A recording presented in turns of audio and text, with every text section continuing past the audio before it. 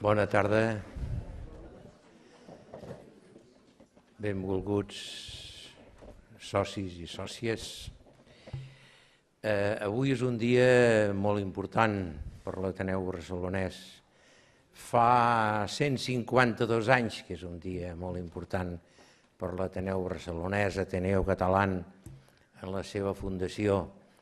Des del primer moment es va considerar que el curs acadèmic havia de començar amb una conferència a càrrec d'una persona coneguda, vinculada a l'Ateneu, i que parlés del que li semblés, evidentment, o del que sabés, perquè també això és absolutament necessari.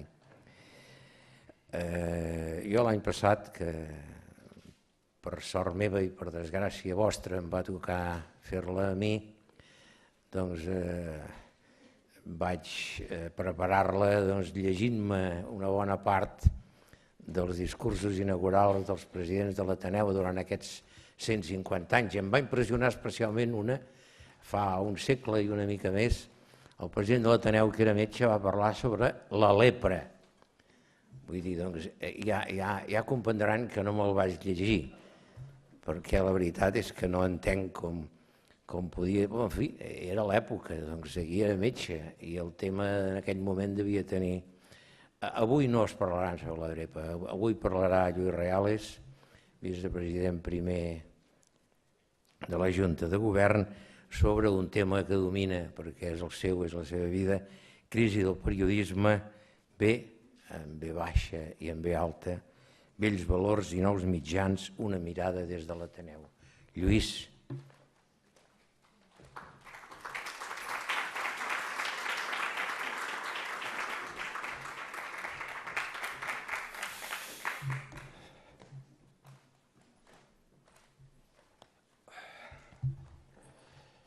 Bé, moltes gràcies, president. A veure si no sembla això. Benvolgudes consòcies, benvolguts consocis, amics, col·legues, bon vespre i gràcies per assistir a la conferència inaugural d'aquest curs 2012-2013. Com sabeu, aquesta és una arrelada tradició de l'Ateneu, ara ho comentava el president, que li correspon de fet al president de l'entitat i que avui protagonitzo per la generositat del nostre president Cabana. Espero que algunes de les coses que diré us interessin o despertin la seva curiositat. Si a més discrepen o tenen opinions diferents, estaré encantat. D'això es tracta, la discrepància fermentada amb el diàleg civilitzat i el respecte és la benzina que dona vida i energia en aquesta casa, a l'Ateneu. Dissertaré sobre periodisme, que és el meu ofici i la meva passió.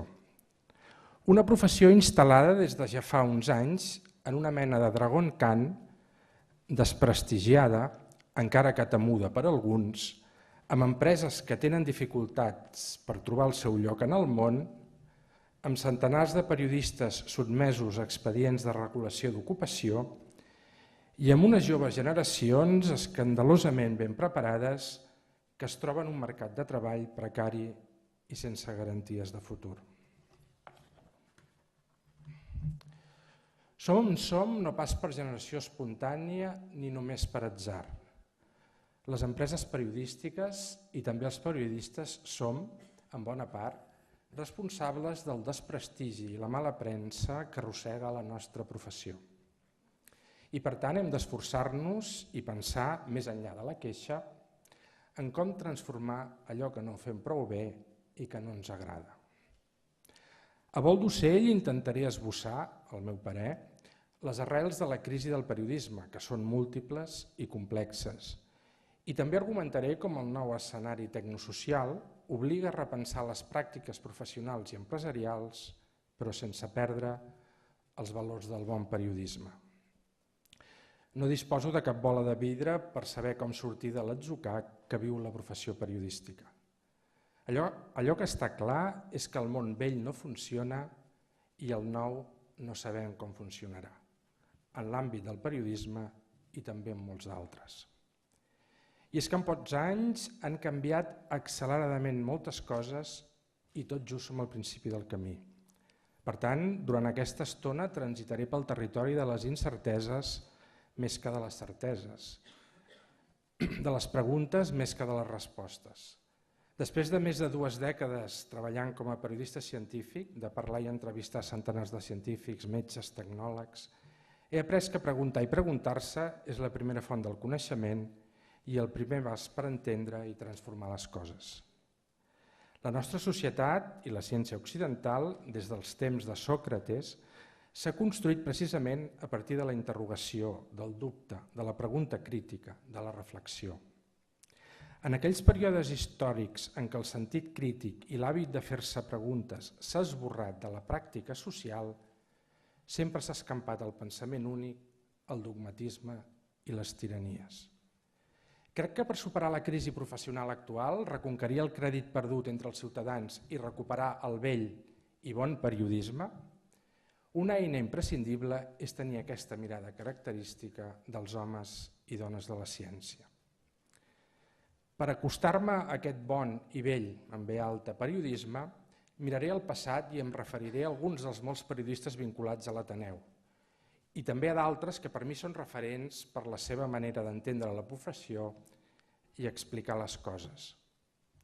Martí Anglada, en el llibre Les veus de la influència, escrit pel periodista i amic Toni Vall i que es presenta dintre d'uns dies, recorda que Manuel Ibáñez Escofet li solia dir que els 3 principals requisits per ser un bon periodista són curiositat universal, vocació literària i humilitat. Ho comparteixo plenament. En els pocs més de 150 anys d'existència, l'Ateneu Barcelonès ha tingut un protagonisme notable en la història del periodisme barceloní i català. Algunes de les sales del Palau Sabassona han estat, durant els anys 20 i 30 del segle passat, redaccions virtuals i reals de diverses publicacions com Mirador, El Benegre o l'Opinió. En les sales de l'Ateneu han llegit, discutit, escrit o passat estones amb cafè, copa i puro periodistes i escriptors com Josep Pla, Josep Maria de Sagarra, Avelí Artís i Jané, Tisner, Joan Creixells, Agustí Calvet, Gaziel, Amadeu Hurtado, Francesc Pujols, Josep Maria Planes, Eugeni Xamà. Una fotografia de cadascun d'aquests noms i d'altres que citaré més endavant o que jo considero que són un referent del bon periodisme, encara que no disposi de temps per parlar-ne de tots, ens acompanyaran durant la conferència. És una manera de sentir-los propers i saber quina cara feien o fan, si és que no ho saben. Crec que tots ells, pensant en els requisits que deia Ibáñez Escofet, eren persones extremadament curioses i amb una vocació literària indiscutible. Ja no m'atreviria a assegurar ni posaria la mà al foc pel que fa a la humilitat de tots i cadascun d'ells i elles, ja que també em referiré a algunes dones periodistes. Però bromes a banda, i per començar a enfocar la conferència, em vull referir a 4 periodistes, 2 homes i 2 dones que afegeixo al llistat anterior. El seu vincle amb l'Ateneu va ser molt estret i crec que són exemple de vell periodisme, d'una manera de fer que avui, aquest vespre, vull reivindicar. Són Eugeni d'Ors, conegut amb el pseudònim de Xènius, Maria Luz Morales, Just Cabot i Montserrat Roig.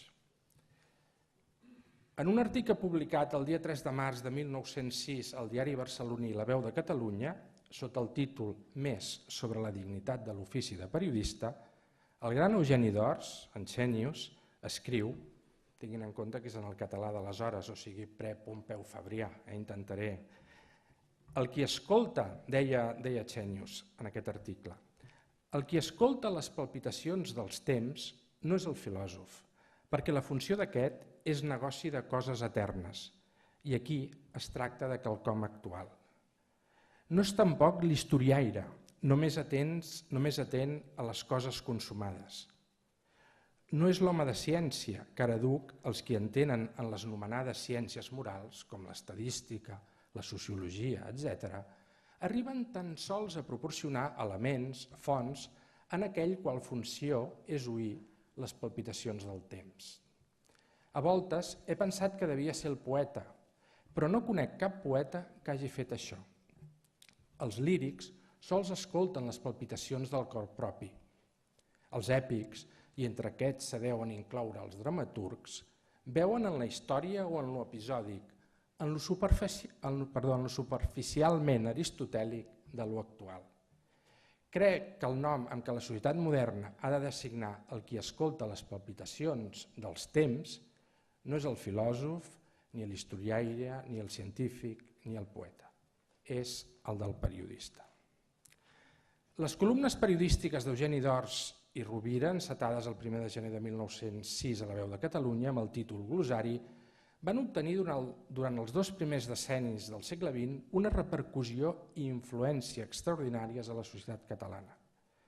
Per exemple, Xènius, com és conegut, va encunyar el mot noucentisme, publicat per primera vegada el juny de 1906 en les gloses 2 llibres, I la nacionalitat catalana i la generació noucentista. En el primer, comentant les obres Enllà de Joan Maragall i la nacionalitat catalana de Prat de la Riba, escriu: ara bé, aquestes 2 obres mestres de la generació mestra nostra, què ens porten a nosaltres, els noucentistes catalans? En la glosa del dia següent, Xènius escriu: l'obra del noucentisme a Catalunya és acàs, millor dit, serà l'obra civilista. 2 anys abans, el 1904, Eugeni d'Ors, amb 23 anys, ingressà a l'Ateneu Barcelonès en qualitat de soci resident i s'inscriu a la secció de Ciències Morals. Possiblement a causa dels seus viatges, causa altes i baixes freqüents a l'entitat. L'any 1936, quan esclata la Guerra Civil, Eugeni d'Ors encara consta en el llibre de registre de socis. Com saben, a partir de 1923, d'Ors va viure molts anys a Madrid i més tard es va convertir en un intel·lectual molt proper al franquisme, fet que penso que no invalida la seva extraordinària vàlua com a escriptor i periodista. Va morir l'any 1954 a Vilanova i la Geltrú. Una segona periodista i sòcia de l'Ateneu que vull esmentar és Maria Luz Morales. Soc simplement i senzillament periodista, deia Maria Luz Morales quan li preguntaven com volia ser recordada. Nascuda l'any 1898 a la ciutat de Corunya, va venir de molt jove a viure a Barcelona. Saber de la seva vida i de la seva obra, que coneixia ben poc abans de preparar aquesta conferència, m'ha ratificat en les nombroses persones vinculades a l'Ateneu, en aquest cas una brillant dona periodista i escriptora, que cal recuperar i fer més visibles i, per suposat, llegir les seves obres. Maria Luz Morales va començar escrivint crítiques de moda a la revista El Hogar i la Moda, de la que fou directora. També va ser redactora de La Vanguardia, on publicava reconegudes crítiques de cinema amb el pseudònim Felipe Centeno. Però és que, a més, Maria Luz Morales va ser directora del rotatiu propietat de la família Godó durant 9 mesos, del juliol del 1936 a l'abril del 1937. Quan va esclatar la Guerra Civil, la Generalitat es va incautar de La Vanguardia i qui aleshores era director, Agustí Calvet, Gaziel, també soci de l'Ateneu des de 1908, es va exilar. El Comitè Obrer del Diari, format per membres de la CNT i la UGT, va demanar a Maria Luz Morales que assumís la direcció del rotatiu. No ho tenia clar, però valenta va acceptar davant la insistència dels seus companys. Republicana, progressista i feminista, a més de nacionalista gallega, Maria Luz Morales va pagar un preu molt alt per haver dirigit La Vanguardia durant el període rojo. L'any 1940 va ser denunciada i empresonada en un convent de monges de la carretera de Sarrià, on va ser maltractada. Sempre es va negar a parlar del que havia viscut i vist en aquell convent. Com a periodista no va ser rehabilitada fins l'any 1978, encara que amb diferents pseudònims va continuar col·laborant en revistes i editorials.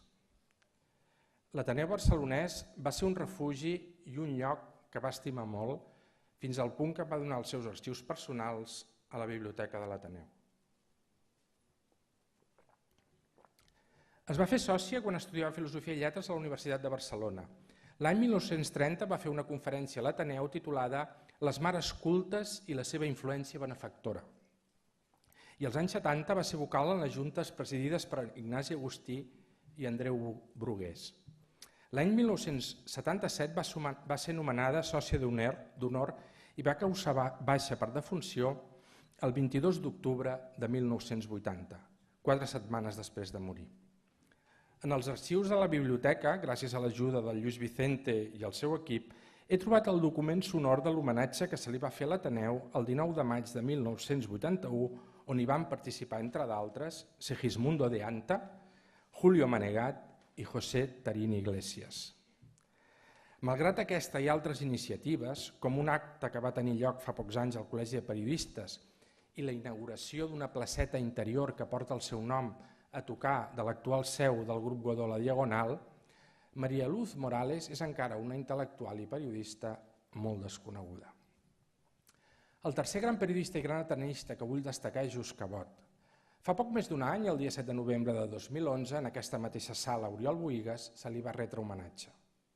Es complien 50 anys, aproximadament, de la seva mort l'any 1961 a París, on vivia exilat. Home extremadament crític i rigorós, independent i d'idees liberals, catalanista de mirada cosmopolita, ha estat, crec, injustament oblidat. Fou redactor de La Publicitat, diari propietat d'Acció Catalana i altaveu del que es podria anomenar el catalanisme intel·lectual d'aquella època, i de l'Esport Català, un setmanari esportiu que publicava articles d'alta qualitat literària i que va aparèixer del 1925 al 1927. Precisament aquest darrer any, Just Cabot va escriure a l'Esport Català un article on afirmava: «Escric perquè m'agrada escriure i perquè m'agrada fer una mica d'agitació, indignar alguns i provocar la satisfacció d'altres».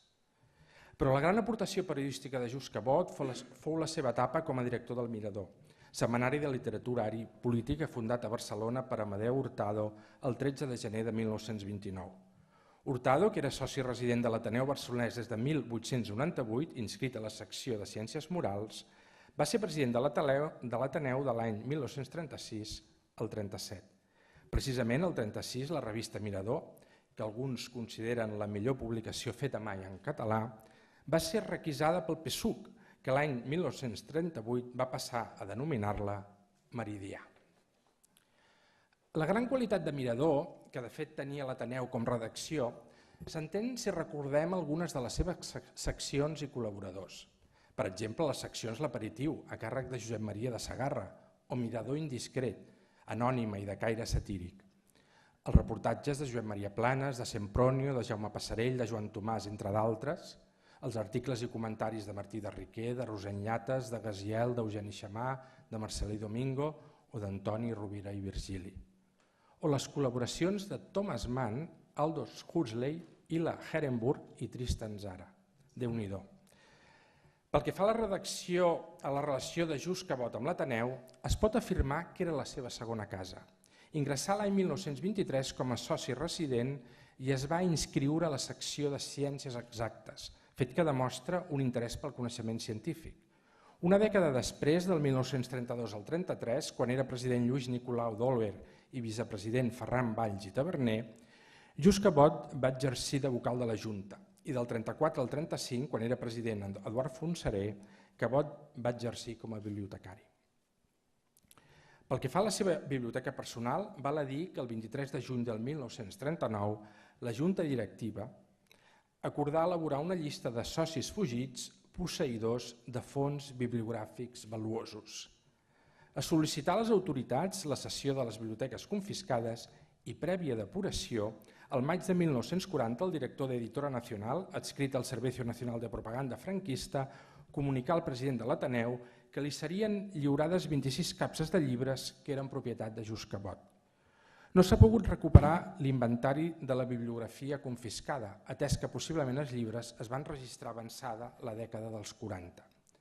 Això no obstant, tenim constància documental que l'any 1938 Just Cabot va donar a la Biblioteca de l'Ateneu dues publicacions, abans d'aquest episodi que comentava, Cuentos y poesías más que picantes i Traité tècnic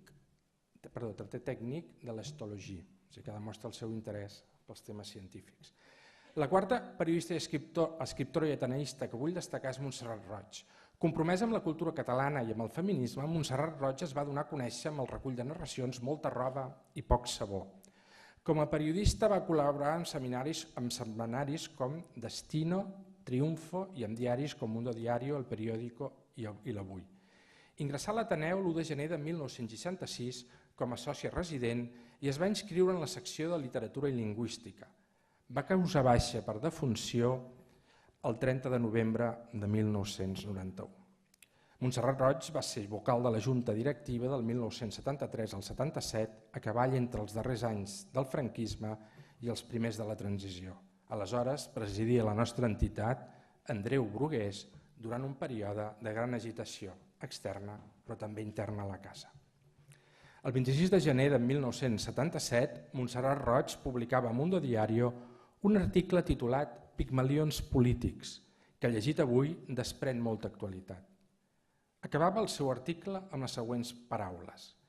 Potser haurem de ser els catalans, una vegada escollit a consciència el rol d'ésser catalans, que haurem de triar la Catalunya que més ens agradarà. De totes maneres, el complex de poble perseguit no ens desapareixerà fins que no haguem de recordar a la vida pràctica que som catalans.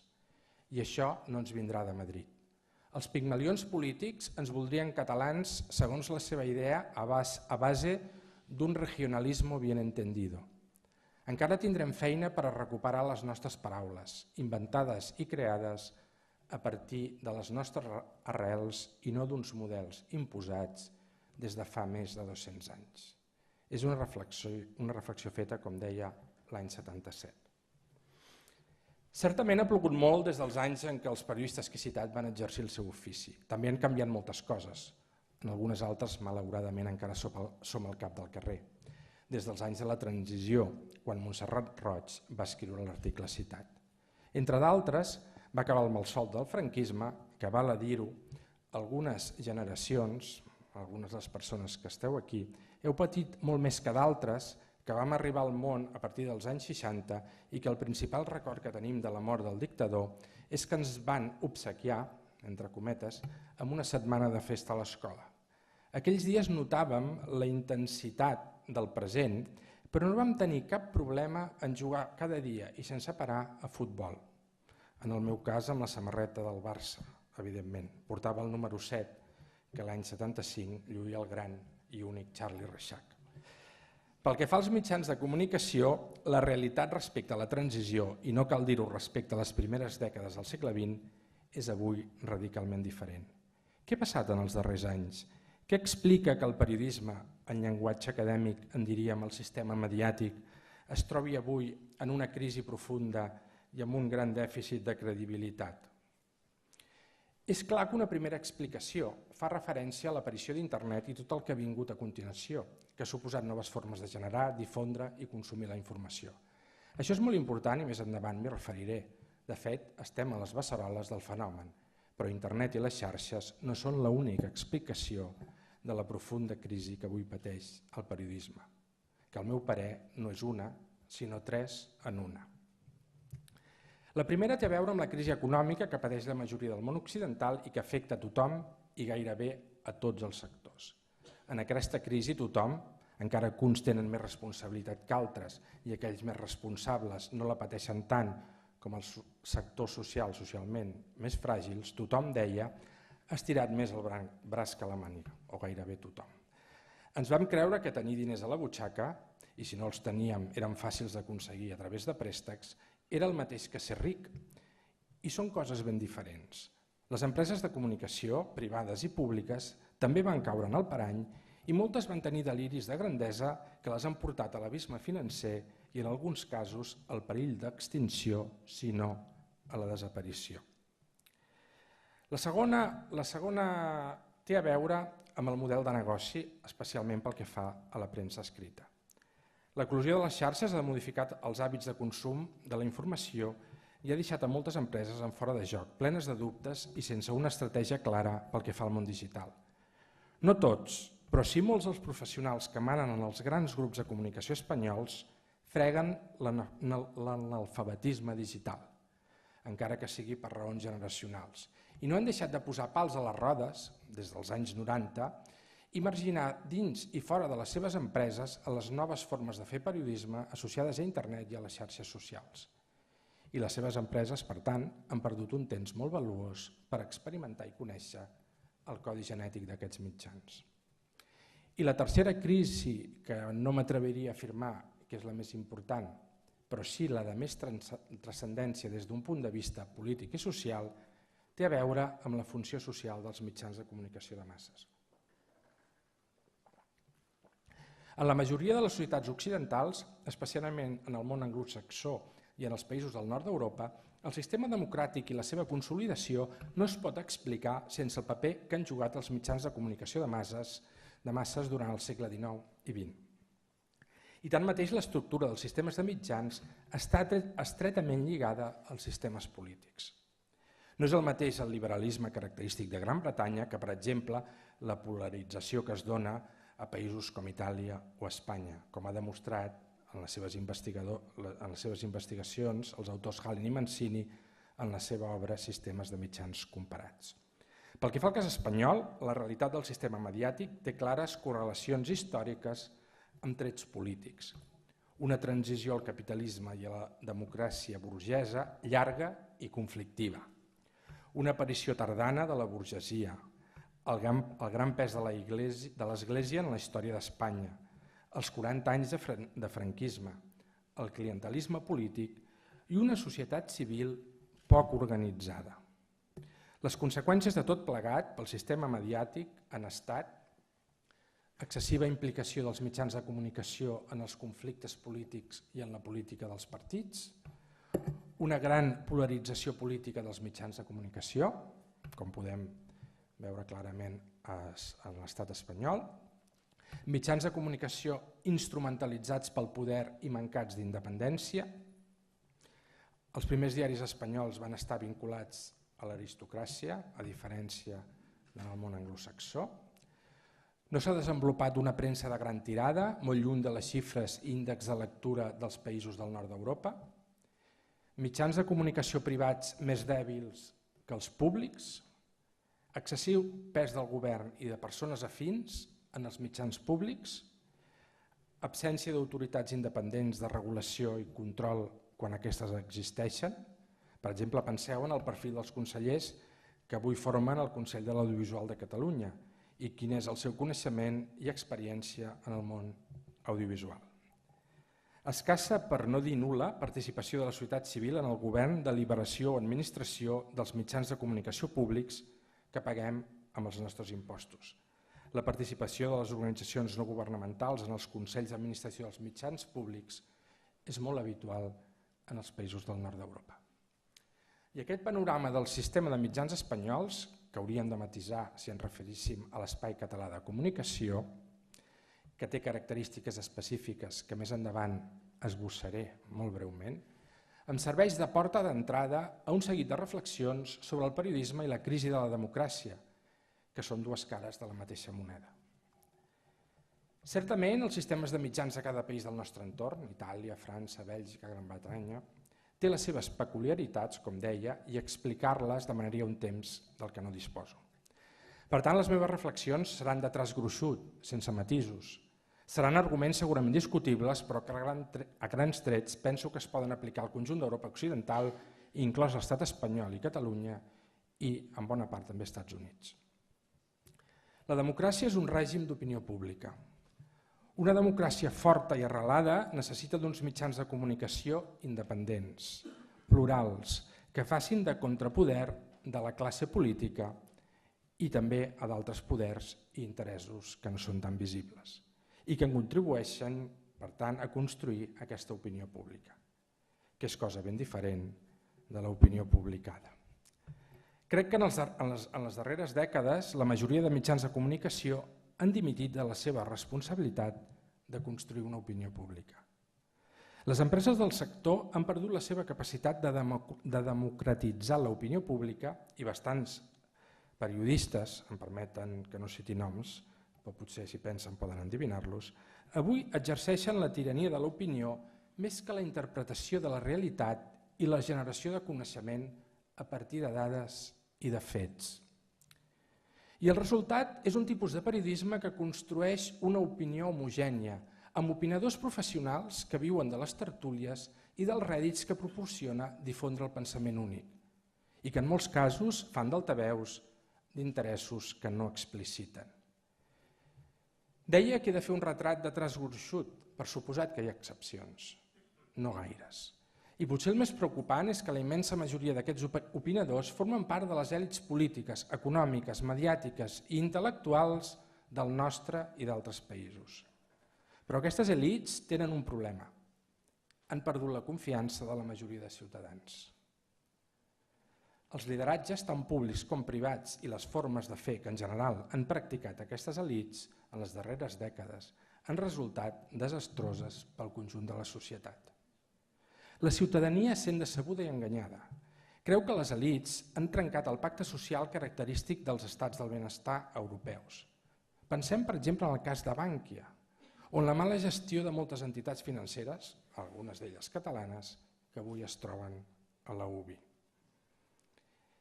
I la societat, els ciutadans intueixen que els mitjans de comunicació estan segrestats o tenen masses complicitats amb aquestes elits. I davant d'això aprofiten els nous desenvolupaments tecnològics per buscar i escriure allò que no veuen, ni escolten, ni troben en els mitjans tradicionals, sigui premsa, ràdio o televisió.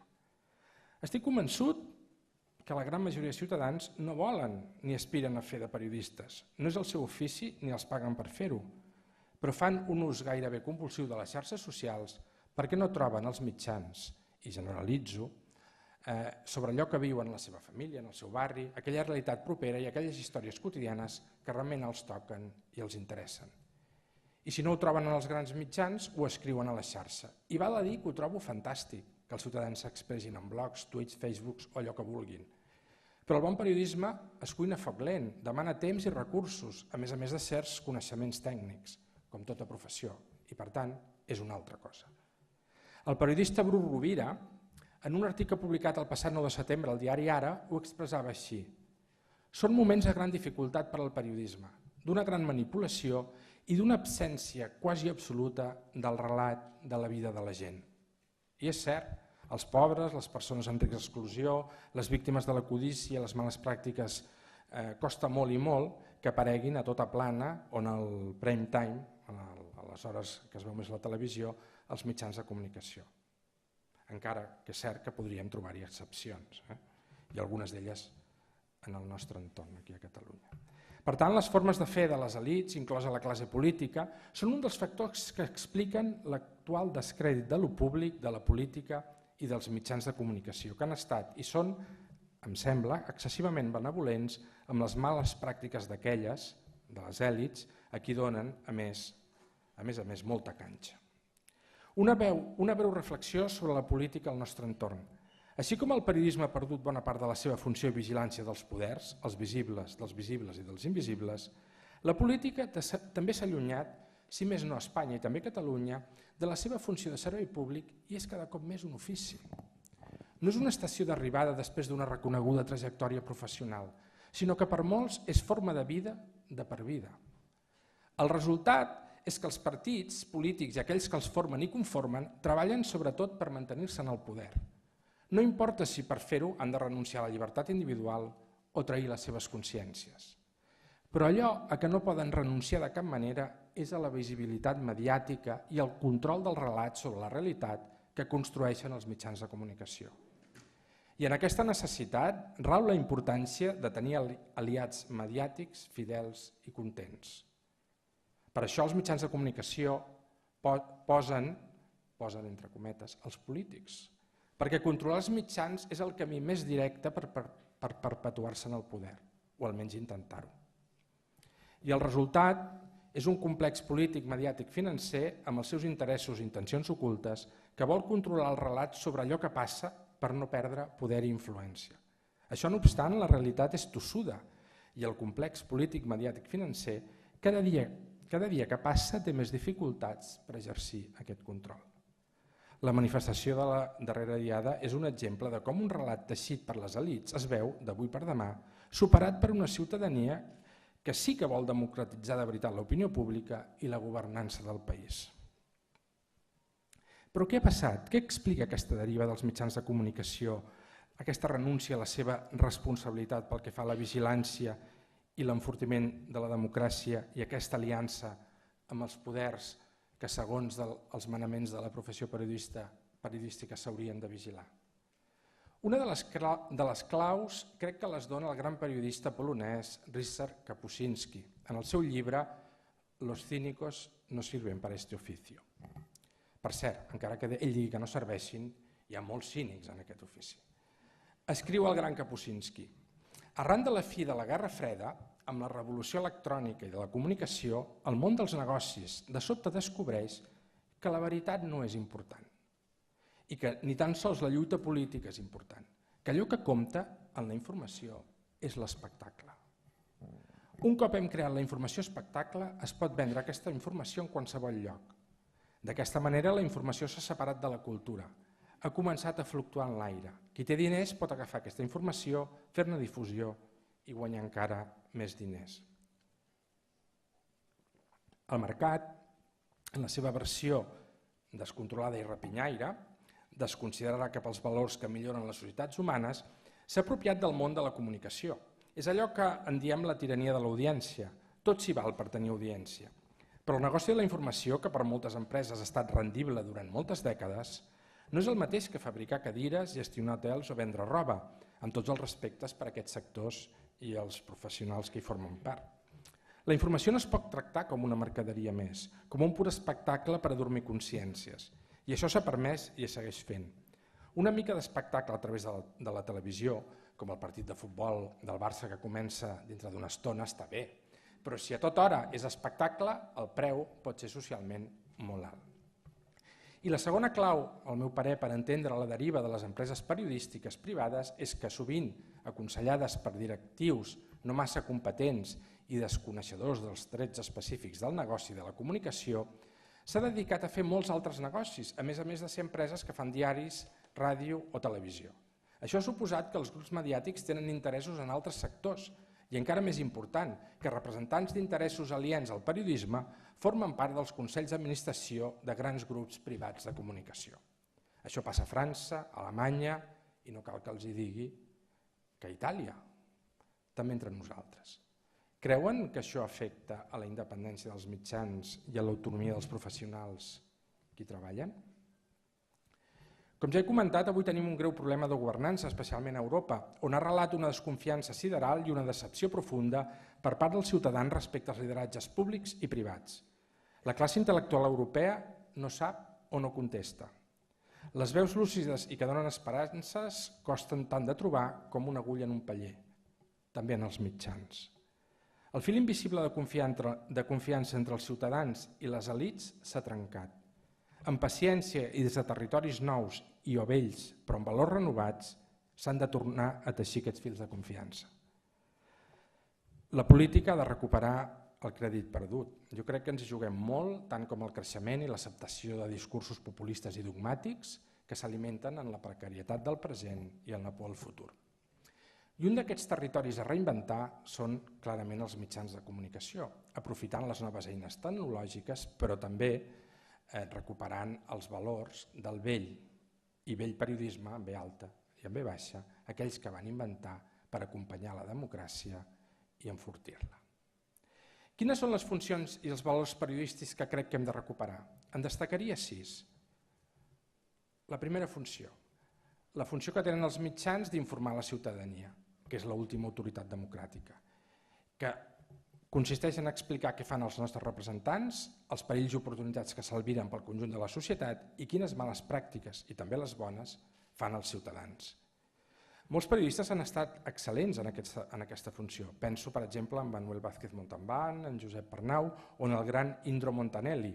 En el seu llibre Memòries d'un periodista, que he rellegit aquest estiu, afirma: vaig aprendre que l'únic amo del periodista és el lector i quan el tens del teu costat no hi ha poder que et pugui emmordassar.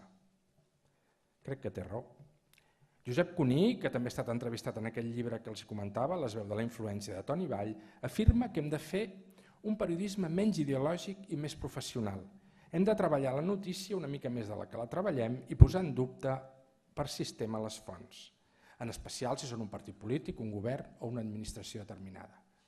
No entenc, diu Cuní, perquè hem assumit les fonts oficials com les primeres i les verídiques. També d'acord, i afegiria, explicar allò que veiem sense cap altra pretensió. I això és una actitud que s'ha d'entrenar i s'ha d'entrenar molt. Segona funció, la funció investigadora que anomenen els anglesos, els anglosaxons anomenen watchdog, no? El gos que vigila. Es tracta de fer tremolar la gent que té poder, procurar que no es desboqui, que s'autoimposi límits. El periodisme d'investigació es basa en la sospita, en una forma de control pel bé públic i des de l'honestedat. El gran periodista italià Tiziano Terzani, que va viure 3 dècades a diferents països d'Àsia com a corresponsal de guerra en diferents diaris i revistes, va escriure en el seu llibre La fine e il mio inizio, del 2006, La fi és el meu principi, el següent. El problema és que tot s'ha corromput. Les afinitats amb el poder, la necessitat de la protecció del poder han creat una situació que no és la d'abans, quan la força del periodisme era la seva independència. Una independència també econòmica. Quan els diaris depenen de la publicitat, i jo afegeixo de les subvencions públiques i dels crèdits bancaris, com passa a Itàlia i la publicitat està en mans dels mateixos que tenen el poder polític, com es pot ser lliure? Quan els diaris són propietat de grans empreses contra la que mai podràs escriure i que tenen els seus interessos polítics, com es pot fer periodisme de veritat, diu Terzani. Tercera funció, la funció d'anàlisi. Es tracta d'explicar de manera entenedora fets i circumstàncies complexes. Això no és fàcil i té a veure amb el bon periodisme i la bona escriptura.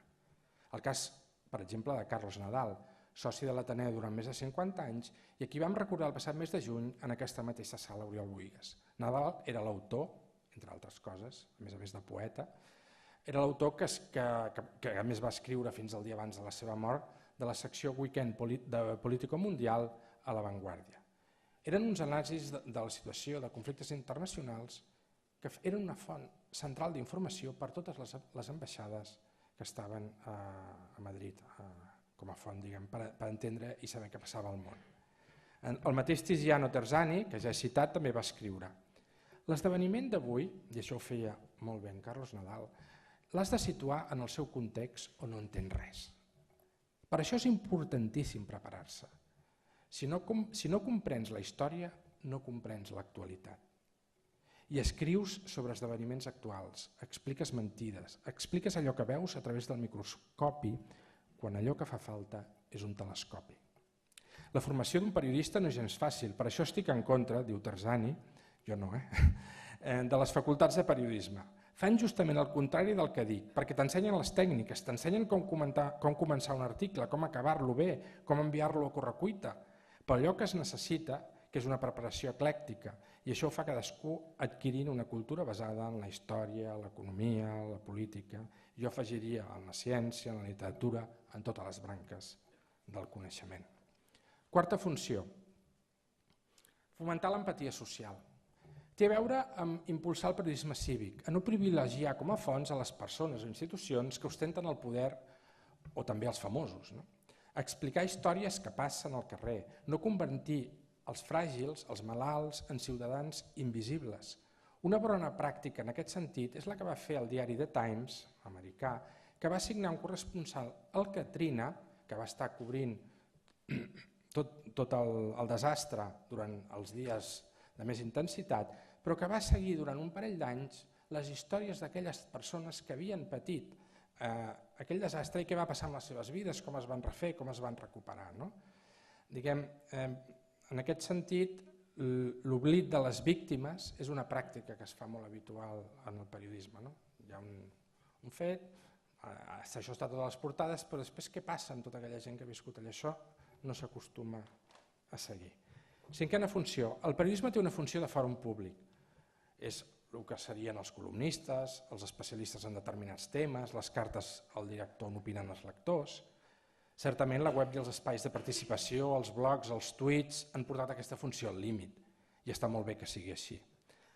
És la funció periodística que més s'ha desenvolupat en el nou escenari tecnosocial.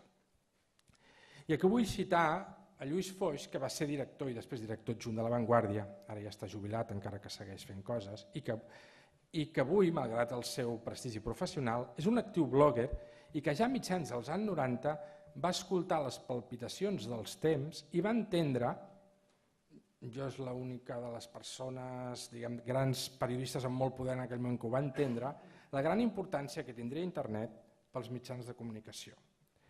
Potser el fet de tenir durant molts anys la responsabilitat, entre d'altres, de les cartes al director del diari, l'havia convençut de la gran importància d'aquesta funció de fòrum públic que tenen els mitjans de comunicació. Sisena funció, la funció de millorar la democràcia com a altaveu de punts de vista, temàtiques i polítiques diferents. Seria l'altra cara, d'alguna manera, del mite de l'objectivitat en periodisme o dels discursos que davant de determinats reptes socials, com ara passa amb la crisi, argumenten que només hi ha un camí i una recepta. El periodisme ha de ser altaveu, en igualtat de condicions, de mirades i de perspectives diferents. El ciutadà ja decidirà quina és la seva opció. He esbossat les funcions que crec bàsiques del bon periodisme, d'aquell que treballa per la convivència i per polir les imperfeccions, que les té, de la democràcia. Finalment es tracta que els mitjans connectin amb la ciutadania i això s'aconseguirà si els periodistes recuperen autonomia a les empreses on treballen o impulsen, dins o fora de les empreses, projectes que reflecteixin nous espais plurals i diversos on es pugui parlar i deliberar sobre la complexitat d'aquest segle XXI.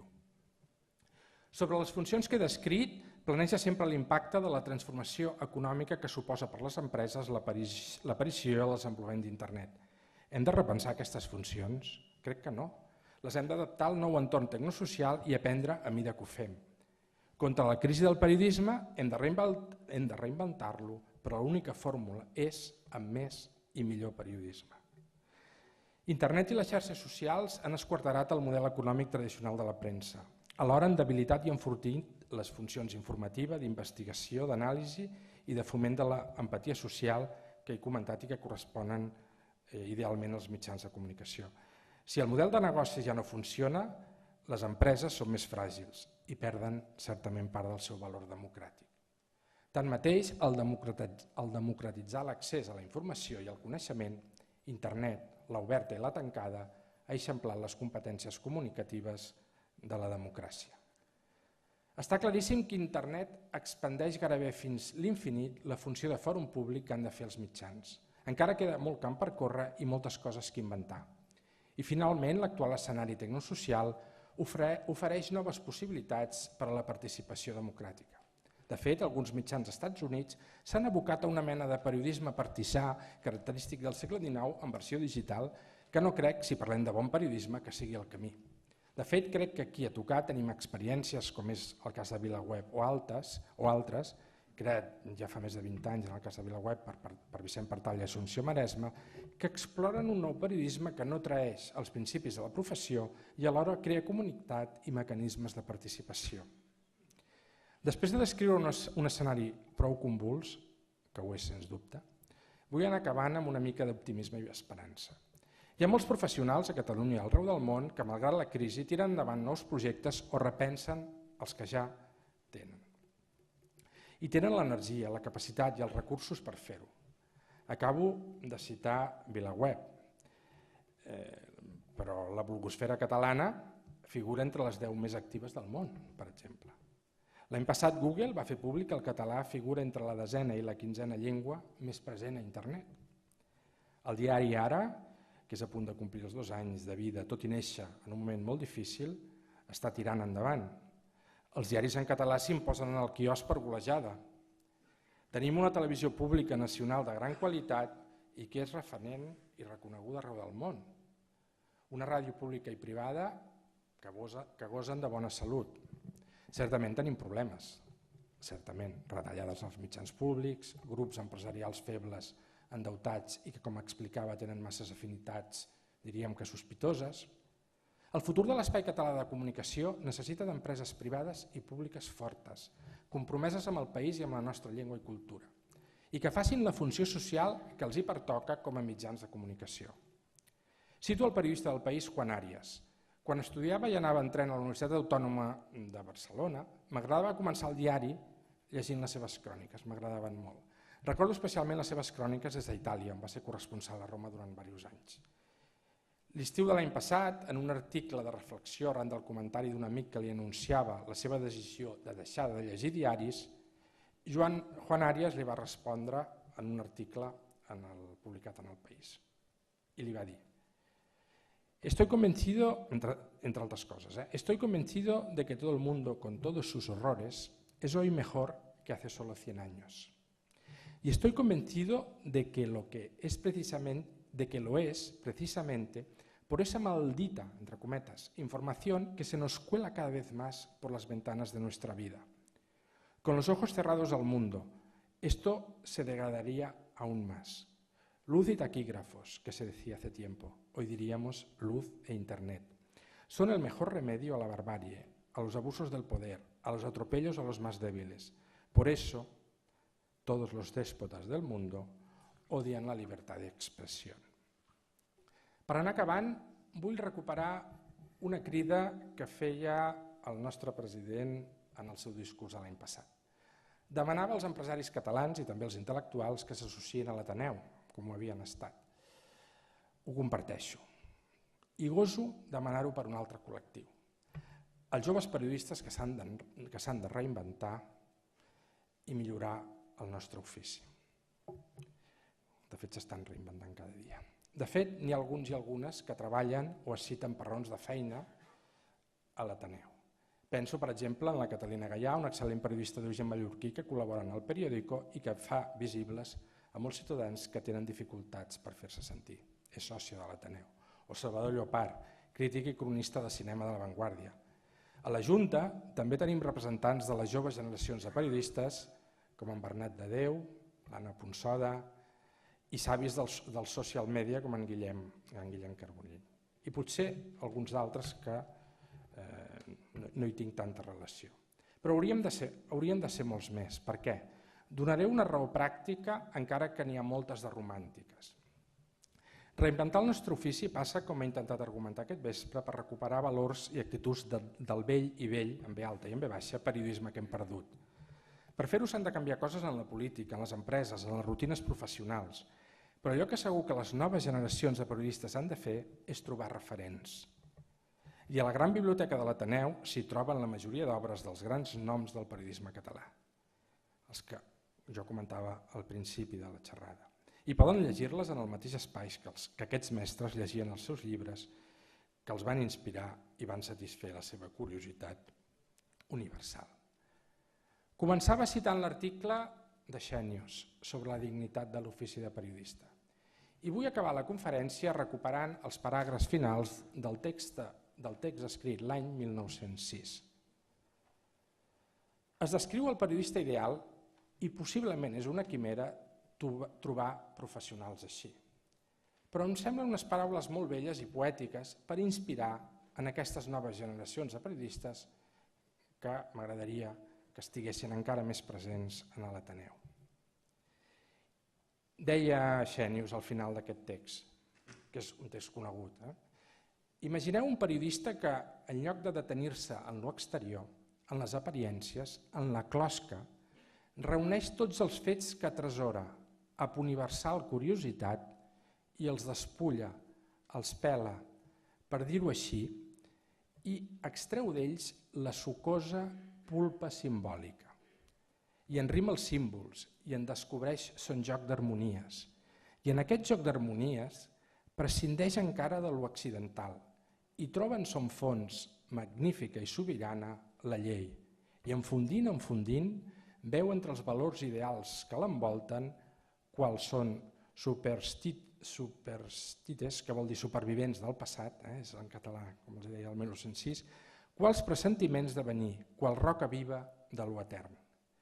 I que, un cop lograt tot això, sap desinteressadament, en un moment donat, derivar i contradir les coses dites i borrar les escrites, perquè ha escollit una nova palpitació que sembla contradictòria.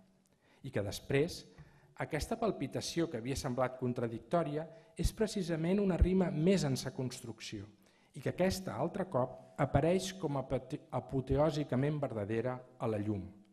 Aquest serà el suprem periodista, aquest serà el que escolta les palpitacions dels temps. Sa informació serà d'idees, millor, d'ànimes. Farà gassetilles d'eternitats. Potser aquestes paraules de Xènius siguin una quimera. No hi ha periodistes així, o sí? Fins i tot crec que alguns dels periodistes que he citat aquest vespre s'acostaven o volen acostar-se al tipus ideal de Xènius. I en qualsevol cas, fem o no gassetilles d'eternitats, amb ells o nous suports, la majoria dels que tenim la sort de treballar en aquest ofici coincidim amb el gran Gabriel García Márquez quan afirma que el nostre és el millor ofici del món. Visca les quimeres, visca l'Ateneu i moltes gràcies.